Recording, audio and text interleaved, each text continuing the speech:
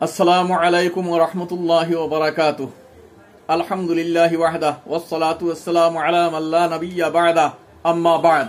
মুহতারাম সামিঈন কিরাম, আজকের সবক হইল যে 10 বাতে ওযুজায়ের ব্যাখ্যার মাঝে চলের 9টা গেছে গিয়া আর একটা রইছিল।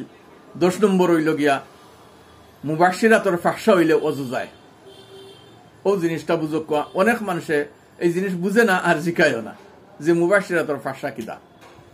মুবাশশিরাতুল ফাহশা হইল আপনি ওযু করছেন, ওযু করার পরে আপনি আপনার বিবির লগে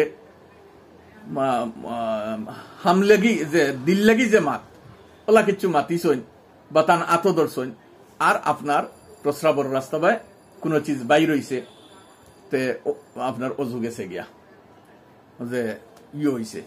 ইগুত ইয়াদ রাখবা, গোসল লাগে না, ইগুর মাঝে ওযু ফরজ।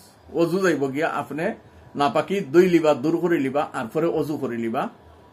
কাপড় লাগাইতে কাপড় ওখান দইবা, আর না আপনি নাজাসতি দূর করে লিবা, আর নাপাকি দূর করি আপনি আবার ওযু করে লিবা। ওটারেও কইন মুবাশশিরাতুল ফাহশা হইলে ওযু যায়।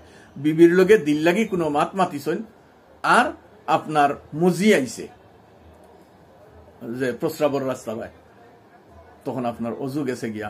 ওটারেও কইন সাধারণত মুবাশশিরাতুল ফাহশা হইলে ওযু যায়। আশা করি বুঝতে পারছেন, না বুঝলে জানাইবা ইনশাআল্লাহ, কোশিশ করব। জাযাকুমুল্লাহু খাইরান ফিদ দারাইন। আসসালামু আলাইকুম ওয়া রাহমাতুল্লাহি ওয়া বারাকাতুহু।